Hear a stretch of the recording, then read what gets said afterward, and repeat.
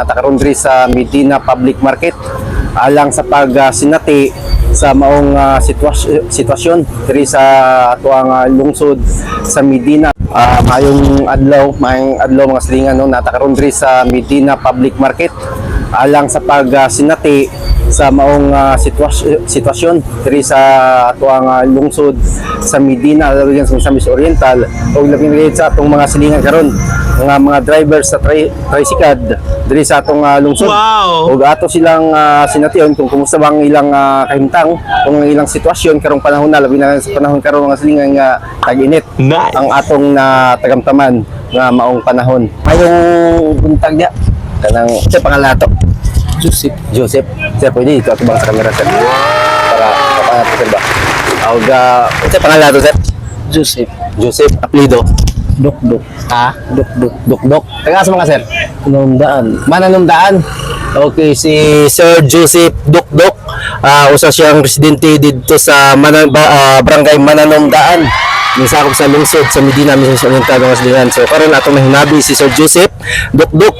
Sir, karong panahon na, sir, isip sa inyong side, sir, sa mga drivers sa tricycle, sir, unsa man o kumusta ba nga atong sitwasyon karong panahon na, sir?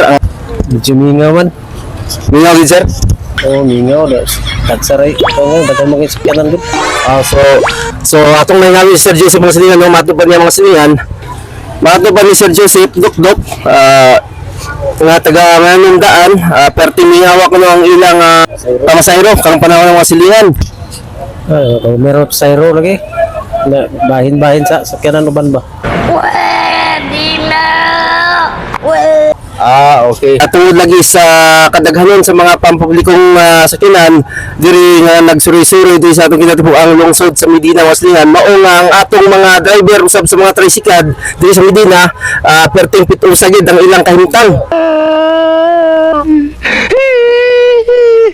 So mas pabor ang lakdo ba istorya, sir? Mas ang mga pasahero mas pabor gid sila musakay dito sa mga naay makina nga mga sakinan. Raul Guaynon. Sir, maayong adlaw sa mga, sir. Andam po. Sa pangalan sir? Raul Guaynon.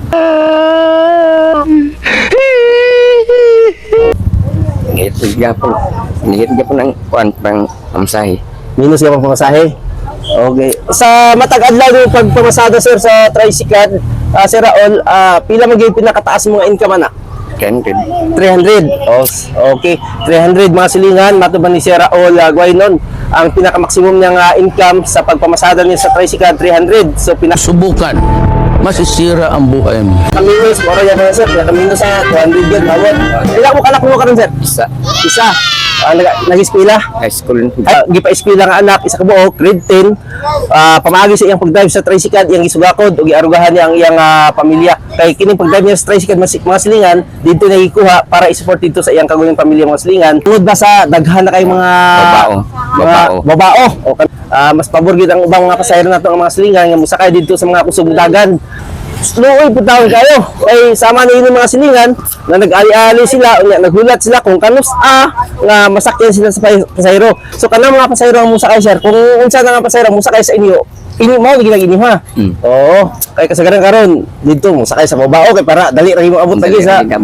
Para maka-relax ayon. So unsa na, sir, ang imong gidriver nga tricycle, abang na siya o imong kaugalingon? Ako nagaguling. Pila pud ang adlaw, sir, sa pag-abang? 50. Sa kantidad nga 50 pesos ang ginaabang niya sa iyong tricycle matag adlaw mga silingan. Unya mandatory na siya silingan nga muabang gid siya. Kay kung di siya makabang, kuwaon sa tayo, sir. Hindi makabang. Mao gyud magtabo. Unsaon lang pamilya mga silingan, no?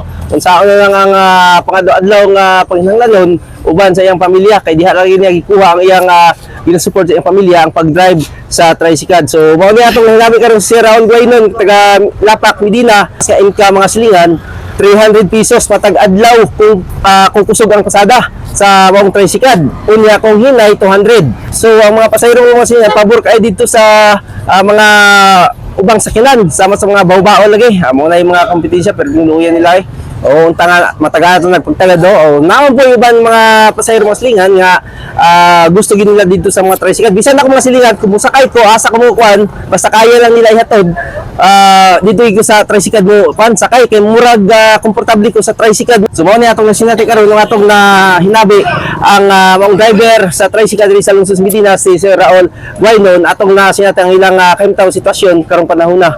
Sir, daghang kay salamat sir. Then, Unya, kung bago mo diri sa akong page mga slingan ay don't forget to follow my Facebook page, Rod Hugo Vlogs. Like, follow, and share mga slingan.